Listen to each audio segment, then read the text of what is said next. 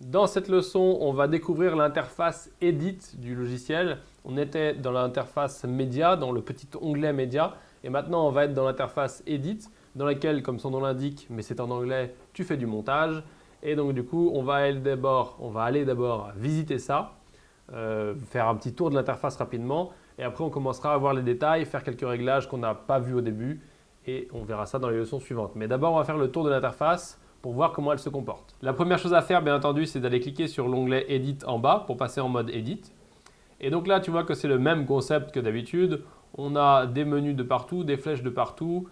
Et donc du coup, on va commencer avec le Media Pool, que tu connais bien puisque c'est ce qu'on a rangé et c'est ce qu'on avait ici. Le Media Pool, c'est ça. Et donc on le retrouve ici avec nos Smart Beans ici pour pouvoir, bien entendu, faire notre montage et prendre nos éléments et les mettre dans la timeline. On peut encore une fois plier ou déplier le petit menu. Donc ça nous permet d'avoir la timeline en long et de diminuer la taille du media pool. C'est assez pratique. Moi j'aime bien comme ça. Mais comme là on va investiguer, on va remettre en long. Ensuite à côté on a l'effect librairie. Donc ça, qu'est-ce que c'est l'effect librairie? Si on plie ça, on a tout simplement dedans une grande quantité de transitions préprogrammées, de transitions audio, de titres, de générateurs, et en dessous on a des effets. Donc moi j'ai un petit peu plus d'effets, notamment les BCC, puisque les BCC Effects c'est Boris Continuum Complete, et donc ça c'est un partenariat que j'ai avec la marque qui édite ces effets, et je dois faire des vidéos dessus qui arriveront sur la chaîne et qui seront bien entendu des vidéos gratuites, puisque c'est un codec, c'est un pack de plugins qui vaut assez cher. Donc du coup, je ne vais pas mettre ça dans la formation, puisque dans la formation, je ne vais pas te former sur un truc qui coûte 900 balles. Voilà, ce serait un petit peu injuste et ce serait un petit peu bête. Mais ces effets-là, je te montrerai certains effets basiques donc, de DaVinci qui sont déjà intégrés. Comme ça, tu n'as pas besoin d'installer ce plugin qui coûte très cher. Ensuite, il y a des transitions. Donc là, c'est pareil, il y a beaucoup de BCC. Si on ouvre, on voit que c'est quasiment que ça. Ensuite, il y a des générateurs. Donc là, c'est pareil, c'est du BCC aussi. Donc ça, comme je te l'ai dit, on ne les verra pas. Je te donnerai d'autres pistes de plugins qui utilisent ces choses-là. Ensuite, on a les effets audio. Donc là, tu peux voir qu'on a que deux choses. Donc on verra dans la partie audio si on peut trouver d'autres effets VST. Les effets VST, c'est une norme adaptée à Windows. Et donc du coup, quand tu es sur Windows, tu as ces deux effets-là, mais tu peux en rajouter d'autres. Il y a des plugins pareils, payants ou gratuits. Donc là, Effect Librairie, on l'a vu. Maintenant, il nous reste à voir Edit Index, qui va être tout simplement vide, puisque l'Edit Index, c'est un espèce de répertoire de ce qui se passe dans la timeline. Donc ça, on pourra commencer à le voir que quand on aura fait du montage. Si maintenant on sort de l'Edit Index et qu'on retourne dans le Media Pool, il y a un truc que je ne t'ai pas montré. Si on clique sur un de ces petits bins là, qu'on fait clic droit, on peut bien entendu trouver une quantité d'options folles dont on ne va pas avoir besoin tout de suite, et on peut trouver le color tag. Le color tag, ça nous permet, comme son nom l'indique, de nous mettre des couleurs. Donc si on clique là et qu'après on regarde, la couleur n'apparaît pas, mais on peut trier par color tag. Donc yellow, et on n'aura que le yellow. Si on revient ici, est-ce que le color tag apparaît? Non. Mais par contre, on peut pareil trier par couleur. De retour dans la fenêtre Edit, ici tu as toujours les mêmes réglages qu'on avait dans le Media Pool. Donc tu peux montrer le film strip, qui est, je te le rappelle, le petit aperçu comme ça, comme sur Final Cut Pro. Tu peux aussi changer ici, bien entendu, comme ça, et tu peux faire tout un tas de réglages qu'on a vu, bien entendu, en cliquant sur les rushs.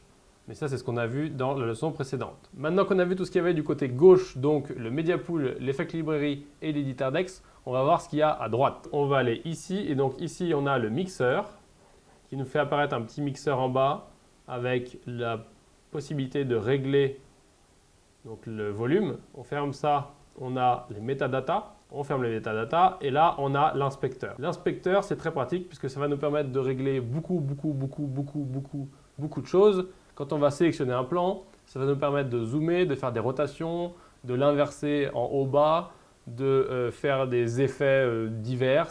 C'est un petit peu la fenêtre où tu vas faire tous tes réglages avancés sur ton plan. Ici, on a une petite option qui est assez sympa, tout simplement d'avoir deux moniteurs ou un seul moniteur. Donc tu cliques, là tu as deux moniteurs, gauche-droite, comme d'habitude. Et si tu cliques ici, tu n'en as qu'un seul, au milieu. Tu vois qu'ici, on n'en a qu'un seul. On en a presque fini de cette leçon qui était très courte. Je vais juste te montrer les réglages qu'on n'avait pas vus dans Préférences, que je t'avais dit qu'on verrait dans la fenêtre Edit. Donc on retourne dans Préférences ici.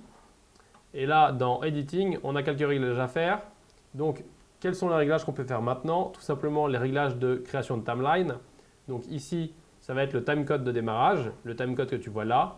Donc moi, je laisse 1 heure, peu importe. Ici, c'est le nombre de tracks, donc de pistes vidéo par défaut. Donc moi, j'aime bien en mettre 3, parce que je sais que j'aurai besoin de faire des superpositions d'images, etc. Et ensuite, le nombre de tracks vidéo, donc de pistes audio, pardon. Et donc là, c'est pareil, je vais en mettre 4. On va en mettre 4. Et en dessous, tout ce qu'il y a là, on va avoir besoin d'avoir un peu plus d'informations et d'un peu plus de choses de monter. Mais on peut déjà régler ces premiers trucs-là. Et tout le reste, on verra plus tard. Standard Generator Duration. Ça, c'est tout simplement, donc quand tu as vu la fenêtre des effets, les générateurs. Donc générateur, par exemple, de fond de couleur. Donc il y en a un qui s'appelle Solid Color. On verra ça plus tard. Et ben, quand tu vas le mettre dans ta timeline, il va te mettre automatiquement 5 secondes.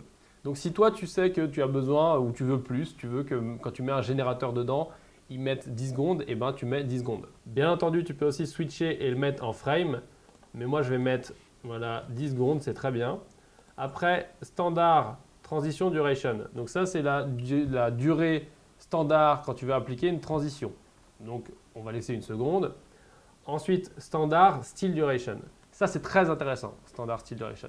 Très intéressant parce que c'est ce qui va être lié à tes photos. Donc, quand tu prends une photo, quand tu prends un icône, un style, c'est un aplace, pas une vidéo, c'est juste un fichier .jpeg, .png, n'importe quoi.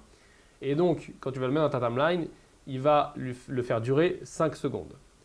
Là, tu peux mettre plus, ça peut être intéressant. Si par exemple, tu fais un diaporama photo, eh ben, tu peux mettre, si tu veux que tes photos elles fassent 5, 6, 7, 8, 10 secondes, plutôt que de toutes les mettre et de les allonger, tu peux changer la durée ici et toutes les mettre d'un coup, comme ça elles seront toutes à la même durée. Et surtout, elles seront toutes à la durée que tu veux. Ensuite, pré-roll et post-roll, ça on verra plus tard. Donc là, on peut faire save. Et on a fini cette petite leçon très rapide de visite basique de l'interface Edit vide. Parce que maintenant, on va aller commencer à faire du montage. Mais avant de faire du montage, on va faire la personnalisation du clavier. Puisque la personnalisation du clavier va nous aider à faire le montage plus rapidement et à être plus efficace. Et donc du coup, on va aller régler notre clavier dans les préférences encore, mais ça c'est dans la leçon suivante, puisque c'est le réglage du clavier, c'est la leçon suivante, elle a sa propre leçon dédiée, c'est comme ça. Voilà, donc on se retrouve dans la leçon suivante pour régler le clavier. Si tu n'as pas de clavier comme moi, personnalisable avec des touches comme ça, enfin du moins avec des couleurs, c'est pas dramatique puisque même s'il en existe pour Resolve, celui-là c'est un clavier pour Avid. Et moi, j'utilise juste pour me repérer. Donc toi, tu peux faire ça sur ton clavier normal. La personnalisation se fait dans le logiciel.